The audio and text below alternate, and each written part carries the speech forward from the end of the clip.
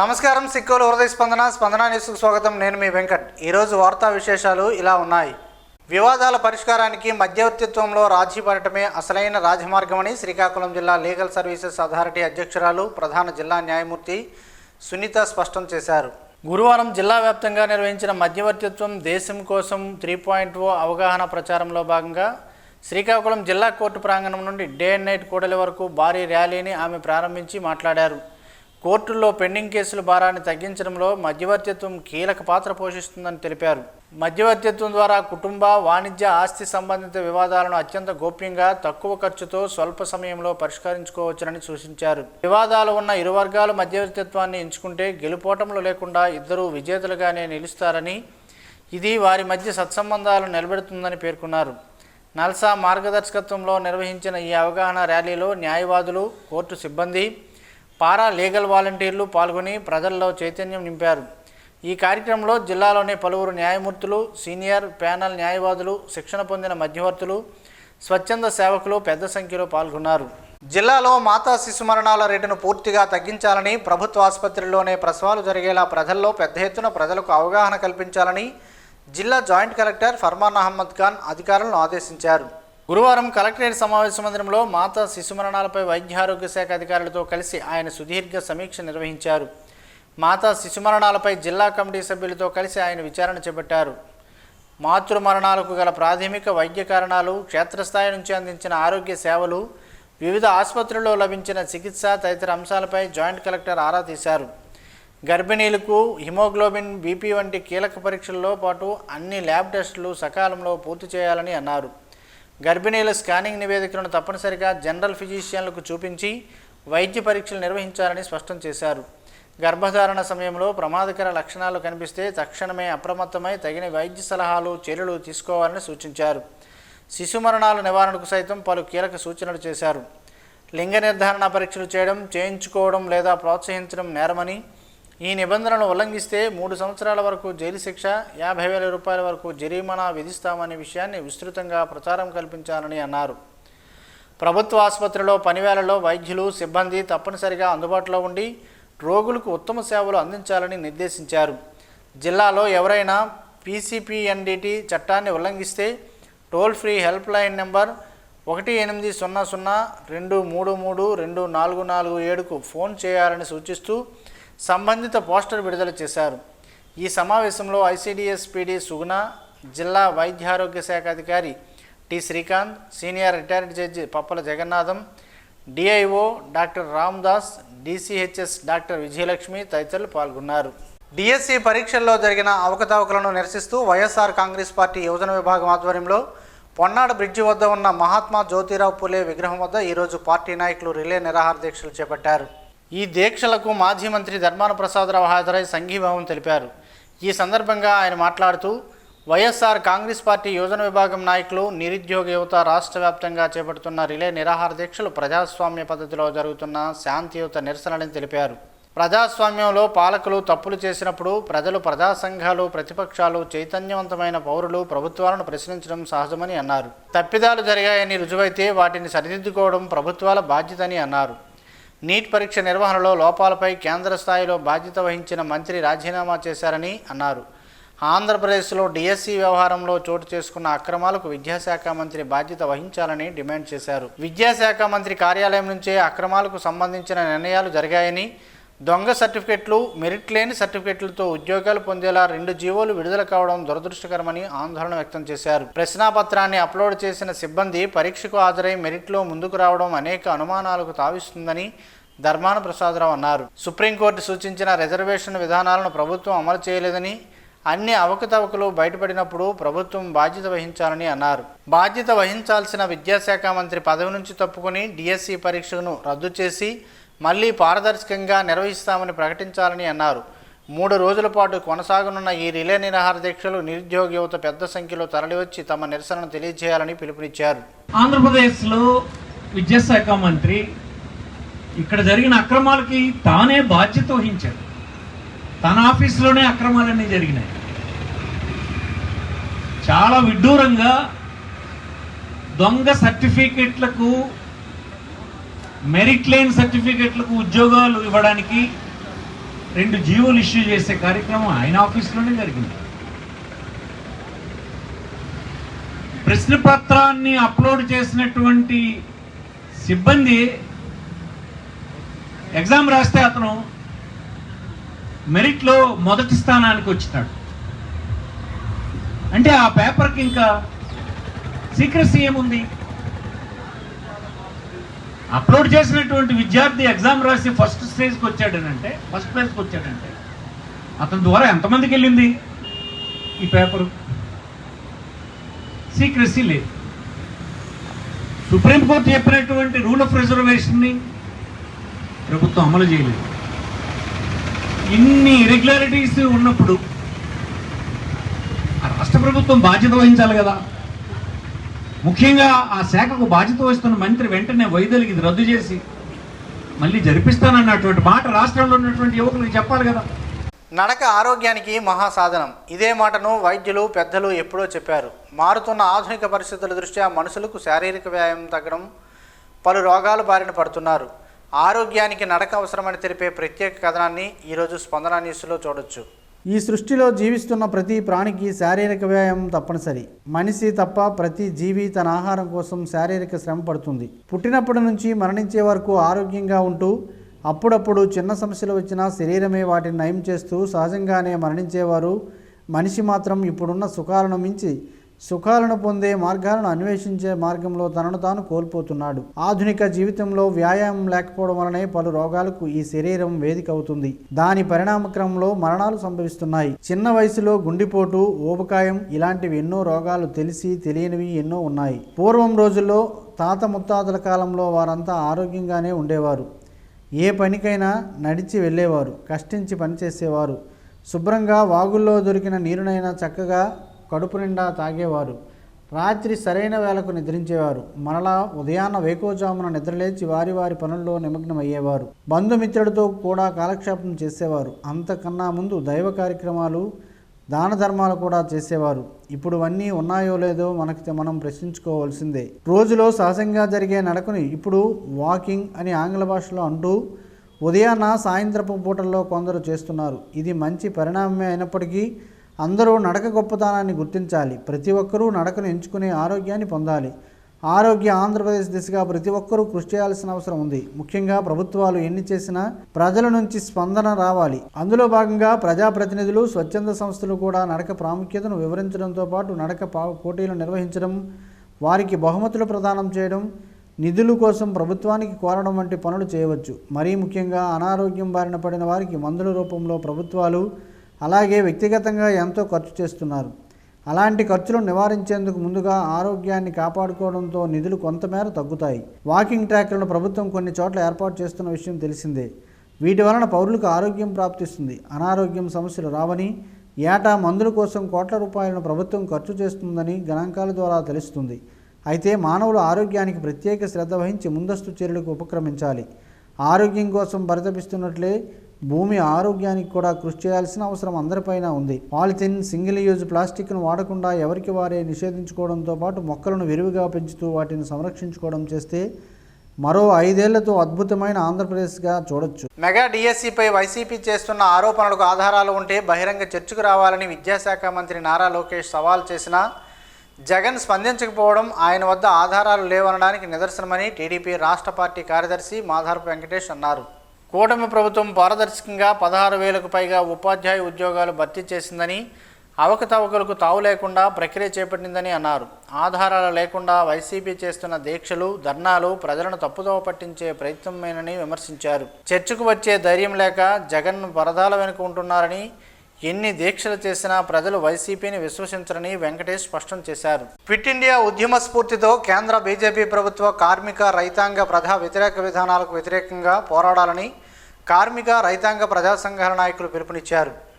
Quit India ఉద్యమ స్ఫూర్తితో July 10న జరిగే దేశవ్యాప్త నిరసన, జైల్ భరో కార్యక్రమాలను జయప్రదం చేయాలని కోరుతూ కార్మిక సంఘాలు సంయుక్త కిసాన్ మోర్చా ఆధ్వర్యంలో శ్రీకాకుళం ఆర్టీసీ బస్టాండ్ జంక్షన్ నుండి బైక్ ర్యాలీ నిర్వహించారు. ఈ సందర్భంగా కార్మిక, రైతాంగ ప్రజా సంఘాల నాయకులు మాట్లాడుతూ మోడీ ప్రభుత్వానికి ఎక్కుతాడు వేసిన విద్యార్థి యువత ఉద్యమం మనకు స్ఫూర్తిదాయకమని అన్నారు. అన్ని కార్మిక, రైతు, వ్యవసాయ కార్మిక సంఘాలు మరింత ఐక్యతతో మోడీ ప్రభుత్వ రైతు, కార్మిక, ప్రజా వ్యతిరేక విధానాలను ఎదుర్కోవాలని కోరారు.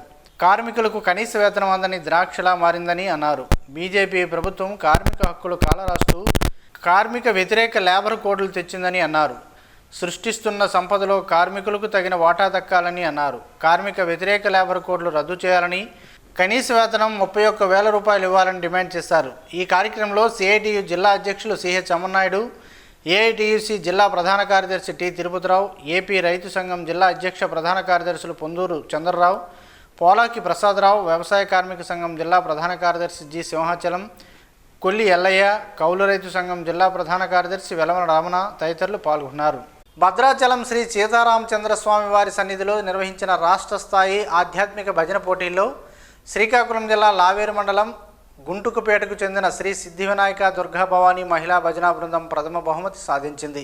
ఆగస్టు 3 నుంచి 5 వరకు 3 రోజుల పాటు జరిగిన ఈ పోటీల్లో ఆంధ్రప్రదేశ్, తెలంగాణ రాష్ట్రాలకు చెందిన 124 భజన బృందాలు పాల్గొన్నాయి. గుంటుకుపేట మహిళల భక్తి జ్ఞానం, శృతి లయల సమన్వయం, సాంప్రదాయ భజన శైలి, న్యాయ నిర్ణేతలను ఆకట్టుకుంది.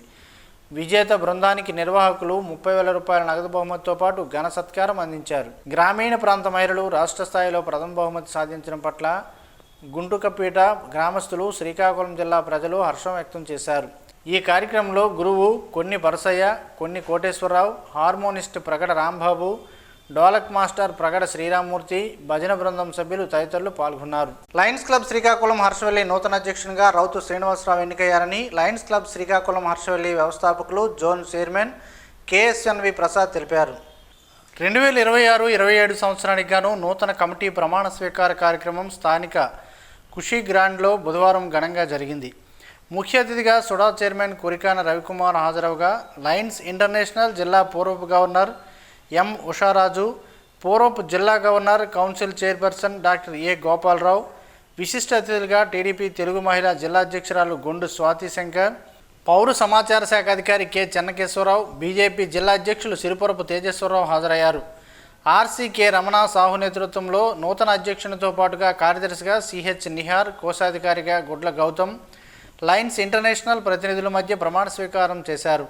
అనంతరం నూతన అధ్యక్షులు రౌతు శ్రీనివాసరావు, కార్యదర్శి హారిక నిహార్ మాట్లాడుతూ తమ నమ్మకంతో అధ్యక్ష కార్యదర్శులుగా ఎన్నుకున్న లయన్స్ హర్షవల్లి బృందానికి ప్రత్యేక ధన్యవాదాలని, లయన్ హారికా ప్రసాద్ బృందం సహకారంతో నిర్విరామ నిస్వార్థ సేవలు కొనసాగిస్తామని అన్నారు. అతిథులు సుడా చైర్మన్ కురికాన్ రవికుమార్, టీడీపీ తెలుగు మహిళా జిల్లా అధ్యక్షురాలు గొండు స్వాతి శంకర్ మాట్లాడుతూ లయన్స్ క్లబ్ శ్రీకాకుళం హర్షవల్లి సేవలు శ్రీకాకుళానికి ఉపయోగకరమని, నిస్వార్థ సేవలకు చిరునామాగా నిలిచి ఎన్నో గౌరవ అవార్డులను అందుకుందని గుర్తు చేశారు. అనంతరం ఈ కార్యక్రమంలో భాగంగా రక్తదాన శిబిరాన్ని ప్రారంభించి శిబిరం నిర్వాహకులు రెడ్ క్రాస్ రక్తనిధి బృందంతో పాటు రక్తదాతలకు, అతిథులకు జ్ఞాపికలను అందించిన ఘన సత్కారం చేశారు. ఈ కార్యక్రమంలో women empowerment DC Karanam Shobharani, పూర్వోపాధ్యక్షులు good health and well being DC Vavilapalli Jagannatha Naidu తదితరులు పాల్గొన్నారు. ఆంధ్రప్రదేశ్ రాష్ట్ర సామాజిక సంక్షేమ బోర్డు చైర్మన్ పోతుల బాలకోటయ్యను ఈరోజు స్థానిక ప్రైవేట్ హోటల్లో దళిత సంఘాల జేఏసీ ప్రతినిధులు కలిసి వినతిపత్రాన్ని అందజేశారు. ఈ సందర్భంగా దళిత సంఘాల జేఏసీ జిల్లా కన్వీనర్ దోర్గాసి గణేష్, కుల నిర్మూలన పోరాట సమితి రాష్ట్ర ఉపాధ్యక్షులు మిస్కా కృష్ణయ్య, అంబేద్కర్ ఇండియా మిషన్ జిల్లా అధ్యక్షుడు పురుషోత్తం రాంబాబు, అంబేద్కర్ యువజన సంఘం జిల్లా నాయకులు రాకోటి రాంబాబు, దళిత హక్కుల పరిరక్షణ సమితి జిల్లా నాయకులు బైరి ధనరాజ్, మాల మహానాడు జిల్లా నాయకులు ముచ్చ శ్యామసుందర్ మాట్లాడుతూ శ్రీకాకుళం జిల్లాలోనే డాక్టర్ బిఆర్ అంబేద్కర్ గురుకులాల పరిస్థితి అత్యంత దయనీయంగా మారిందని ఆవేదన వ్యక్తం చేశారు. రోజు రోజుకు విద్యా ప్రమాణాలు క్షీణిస్తున్నాయని, దీనికి ప్రధాన కారణం అధికారుల పర్యవేక్షణ లోపమేనని పేర్కొన్నారు. 2026 ఫిబ్రవరి 2న పాతపట్నం గురుకులంలో 7వ తరగతి విద్యార్థిని చింతల పూజ మెట్లుపై నుంచి పడి మృతి చెందిన ఘటనకు దాదాపు 7 నెలలు గడిచినా సంబంధిత ప్రిన్సిపాల్తో పాటు బాధ్యులపై ఇప్పటికీ ఎటువంటి చర్యలు తీసుకోలేదని ఆరోపించారు. అదే ప్రిన్సిపల్పై కేసు విచారణ కొనసాగుతుండగానే గ్రేడ్ 1 ప్రమోషన్ ఇచ్చి శ్రీకాకుళానికి సమీపంలోని పెద్దపాడు గురుకులానికి ప్రిన్సిపల్గా నియమించడం తప్పు చేసిన వారిని ప్రోత్సహించడమేనని, ఇది దళితుల ఆత్మగౌరవాన్ని దెబ్బతీసే చర్య అని పేర్కొన్నారు. వెంటనే ఆమెను సస్పెండ్ చేసి సమగ్ర విచారణ జరిపించాలని డిమాండ్ చేశారు. డాక్టర్ బిఆర్ అంబేద్కర్ గురుకులాల్లో పనిచేస్తున్న సెక్యూరిటీ గార్డులు, పారిశుధ్య కార్మికులకు గత 7 నెలలుగా వేతనాలు చెల్లించలేదని, కనీస వేతనాలు అమలు చేయడం లేదని, ఈపీఎఫ్, ఈఎస్ఐ సక్రమంగా చెల్లించడం లేదని ఆరోపించారు. సంబంధిత కాంట్రాక్ట్ సంస్థలు అధికారులపై కఠిన చర్యలు తీసుకుని కార్మికులకు వెంటనే బకాయి వేతనాలు చెల్లించాలని రాష్ట్ర సామాజిక సంక్షేమ బోర్డు చైర్మన్కు విజ్ఞప్తి చేశారు. ప్రధాని మత్స్య సంపద యోజన కింద అమలు చేస్తున్న సమూహ ప్రమాద బీమా పథకం ద్వారా మత్స్యకార కుటుంబాలకు ప్రభుత్వం కొండంత అండగా నిలుస్తుందని రాష్ట్ర వ్యవసాయ, పశుసంవర్ధక, మత్స్యశాఖ మంత్రి కింజరాపు అచ్చెన్నాయుడు తెలిపారు. సముద్రం, జలాశయాలపైనే వేటపై ఆధారపడి జీవించే మత్స్యకారులపై పైసా భారం పడకుండా ప్రతి సభ్యునికి చెల్లించాల్సిన 79.96 రూపాయల ప్రీమియం మొత్తాన్ని ప్రభుత్వమే పూర్తిగా భరిస్తుందని స్పష్టం చేశారు. 18 నుంచి 70 సంవత్సరాల వయసు గల మత్స్యకారులు, చేపల రైతులు, వేట వృత్తి అనుబంధ వర్గాల వారందరికీ ఈ ఉచిత బీమా సౌకర్యం వర్తిస్తుందని వివరించారు. వేట సమయంలో లేదా ఇతర రూపాల్లో జరిగే ప్రమాదాల బారిన పడి మరణించిన, శాశ్వత సంపూర్ణ వైకల్యం పొందిన ఆ కుటుంబానికి 5 లక్షల రూపాయల చొప్పున పరిహారం అందుతుందని మంత్రి తెలిపారు. అలాగే శాశ్వత పాక్షిక వైకల్యానికి 2.50 లక్షల రూపాయల ప్రమాదం వల్ల ఆసుపత్రి పాలైతే, శాశ్వత పాక్షిక వైకల్యానికి 2.50 లక్షలు, ప్రమాదం వల్ల ఆసుపత్రి పాలైతే చికిత్స నిమిత్తం 25,000 రూపాయల వరకు బీమా సాయం అందుతుందని పేర్కొన్నారు. మత్స్యకారులు, వారి కుటుంబ సభ్యులు ఈ పథకం వివరాల కోసం టోల్ ఫ్రీ నెంబర్ 1800 425 1660, అలాగే ల్యాండ్లైన్ నెంబర్ 04240001009 లేదా www.gaispmmsy.com వెబ్సైట్ ద్వారా పూర్తి వివరాలు తెలుసుకోవచ్చని సూచించారు. ప్రభుత్వ సంక్షేమ పథకాలు, మౌలిక వసతులు, హాస్టళ్ల నిర్వహణపై ప్రజల్లో సానుకూల దృక్పథం పెంపొందించేలా అధికారులు ప్రత్యేక శ్రద్ధ వహించాలని జిల్లా కలెక్టర్ స్వప్నిల్ దినకర్ పున్కర్ ఆదేశించారు.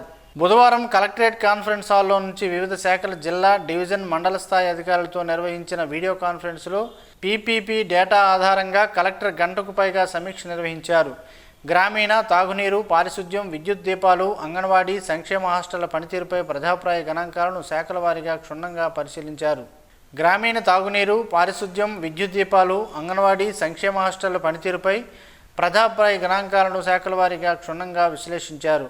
ప్రజా సమస్యల పరిష్కార వేదిక పీజీఆర్ఎస్ పనితీరుపై గణాంకాలతో సమీక్ష నిర్వహించగా 88% పైగా ప్రజలు ప్రభుత్వ సేవల పట్ల సానుకూల దృక్పథంతో ఉన్నట్లు నివేదికలు స్పష్టం చేశాయి.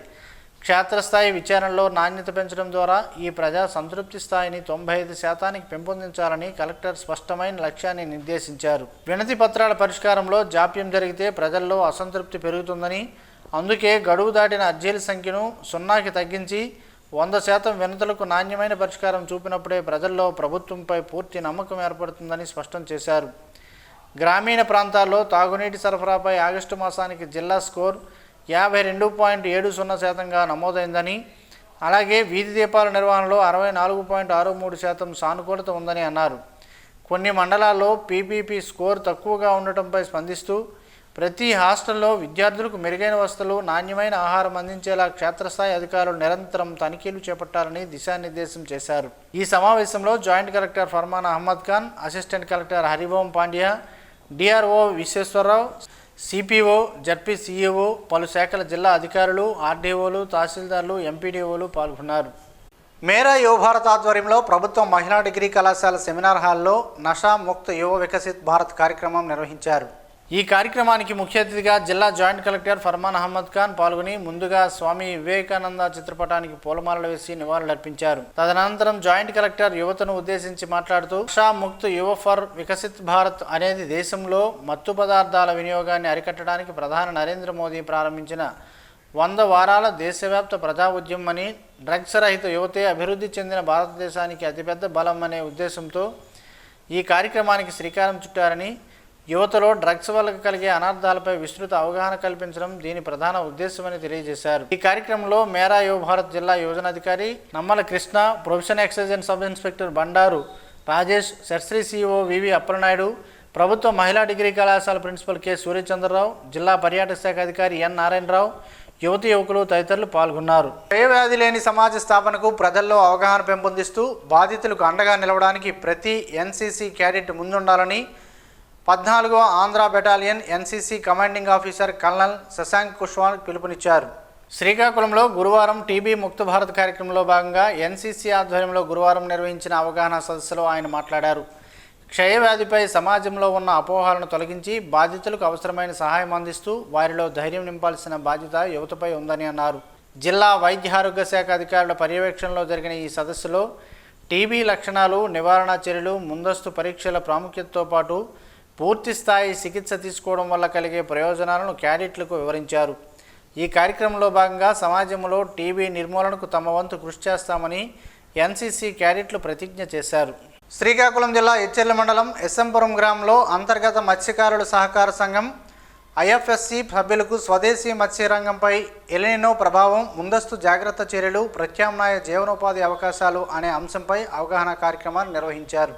ఈ కార్యక్రమంలో ఎలినినో కారణంగా మత్స్యరంగంపై కలిగే ప్రభావాలు, చేపల చెరువుల్లో నీటి లభ్యతను దృష్టిలో ఉంచుకుని చేపట్టాల్సిన ముందస్తు జాగ్రత్త చర్యలపై మత్స్యశాఖ అధికారులు అవగాహన కల్పించారు. చేపల చెరువుల్లో తగిన నీటి మట్టాలను నిర్వహించడం, నీటి వనరులను సమర్థవంతంగా సంరక్షించడం, తక్కువ వర్షపాతం ఉన్న సమయంలో పరిమిత నీటి లభ్యతతో అధిక ఉత్పత్తి సాధించేందుకు ఆధునిక ఆక్వాకల్చర్ పద్ధతులను అవలంబించడం, తగిన నీటి లభ్యత ఉన్న జలాశయాల్లో మాత్రమే చేప పిల్లలను విడుదల చేయడం, నీటి నాణ్యతను క్రమం తప్పకుండా పరిశీలించడం వంటి అంశాలను వివరించారు.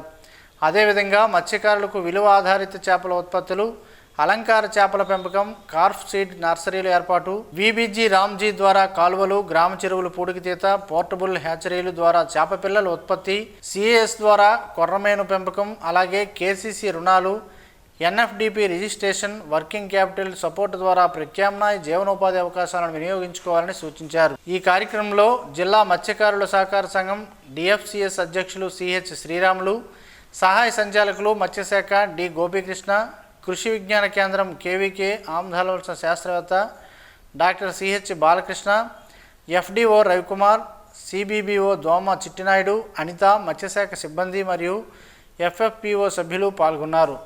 నందగిరిపేట అంగన్వాడీ కేంద్రంలో తల్లిపాల వారోత్సవాలు ఘనంగా జరిగాయి. ఆమదాలవలస సెక్టార్ పరిధిలో గల నందగిరిపేట గ్రామంలోని అంగన్వాడీ కేంద్రంలో జరిగిన తల్లిపాలు వారోత్సవాలు సిపిడిఓ సత్యశ్రీ, సూపర్వైజర్స్ లీలారాణి, వెంకటరత్నం, సుజాతలు పాల్గొని తల్లిపాలు ప్రాముఖ్యతను వివరంగా గర్భిణీలకు, బాలింతలకు తెలిపారు. తల్లిపాలు పిల్లలకు ఇవ్వడం వలన బ్రెస్ట్ క్యాన్సర్ నుంచి దూరం కావచ్చని తెలిపారు. ఈ కార్యక్రమంలో అంగన్వాడీ టీచర్లు, గర్భిణీలు, బాలింతలు, స్థానిక పెద్దలు పాల్గొన్నారు. తాటి బెల్లం మనం వాడుతున్న పంచదారకి ఒక అద్భుతమైన ప్రత్యామ్నాయమని చెప్పుకోవచ్చు. తాటి బెల్లంతో కలిగే ఆరోగ్య ప్రయోజనాలను ఈరోజు ప్రసారమయ్యే ఆరోగ్యమే మహాభాగ్యంలో తెలుసుకుందాం.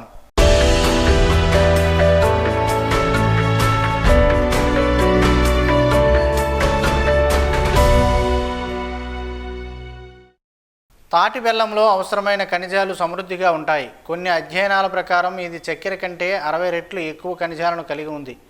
అలాగే ఖనిజాలతో పాటు అనేక విటమిన్లు దీనిలో లభిస్తుంది. తాటి బెల్లంలో దేవుడు ప్రసాదం సహజసిద్ధమైన తీపి బెల్లం కూడా అని చెప్పుకోవచ్చు. ఎందుకంటే ఇందులో అద్భుతమైన పోషక విలువలు ఉంటాయి. తాటి చెట్టు నుంచి నేరుగా తయారు చేస్తారు. ఆహారం జీర్ణంకి చాలా బాగా ఉపయోగపడుతుంది. భారతదేశంలోనే కొన్ని ప్రాంతాలలో ఆహారాన్ని జీర్ణం చేయడానికి ఆహారాన్ని తీసుకున్న తర్వాత చిన్న తాటి బెల్లం ముక్కను తింటారు. ఇది తిన్న ఆహారం బాగా జీర్ణం చేస్తుంది. పేగు శుభ్రపరచడానికి సహాయపడుతుంది. తాటి బెల్లంలో ఇనుము సమృద్ధిగా ఉంటుంది. ఇది రక్తంలో హిమోగ్లోబిన్ స్థాయిని పెంచుతుంది. అదేవిధంగా ఆస్తమాన్ని తగ్గిస్తుంది. మరోవైపు ఇందులో ఉన్న మెగ్నీషియం నాడీ వ్యవస్థను నియంత్రిస్తుంది. ఎముకలకు బలాన్నిచ్చే కాల్షియం, పొటాషియం, భాస్వరం సమృద్ధిగా ఉంటాయి. తాటి బెల్లంలో ఎక్కువగా శక్తి కలిగి ఉంటాయి. ఇది చక్కెర కంటే త్వరగా జీర్ణమవుతుంది.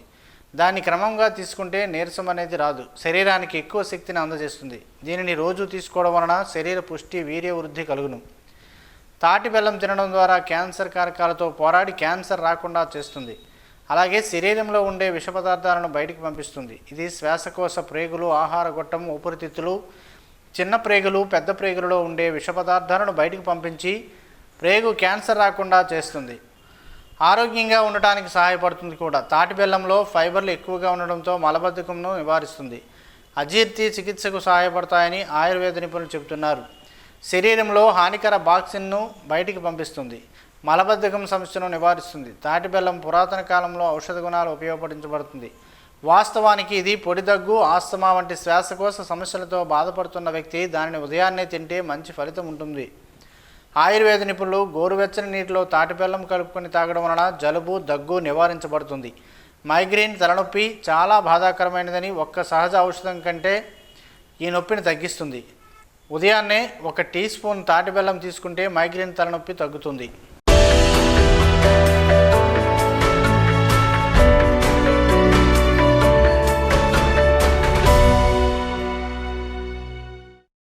ఈరోజు వార్తల్లో ఒక మంచి మాటను విందాం, ఆచరిద్దాం. సమాజ శ్రేయస్సును కాంక్షిస్తున్న మహనీయుల మాటల్లో నుంచి ఈరోజు. జీవనం గమనం గమ్యం. ఋషి చింతన. ఉత్తమ త్యాగులు సమాజమునకు తెలియకుండానే ఉపయోగపడి వారి చింతన కన్నీటి ధారలో కరిగిపోతారు, సత్యంలో ఐక్యం అవుతారు. ఊహించేవారికి మనస్సులోనే స్వర్గం వీలవుతుంది. విశ్వసించేవారికి హృదయంలో అనుభూతి సత్యమవుతుంది. ఓం శ్రీ గాయత్ర్యై నమః. స్పందన న్యూస్ ఇప్పుడు యూట్యూబ్లో అందుబాటులో ఉంచడమైనది. ఎస్డివి స్పేస్ స్పందన టైప్ చేసి ప్రేక్షకులు తమకు అనుకూలమైన సమయంలో న్యూస్ను వీక్షించగలరు. ఈ వార్తలు ఇంతటితో సమాప్తం. మరలా ప్రసారమయ్యే స్పందన న్యూస్లో కలుద్దాం. అంతవరకు సెలవు. నమస్కారం. మీ మాటే మా బాట.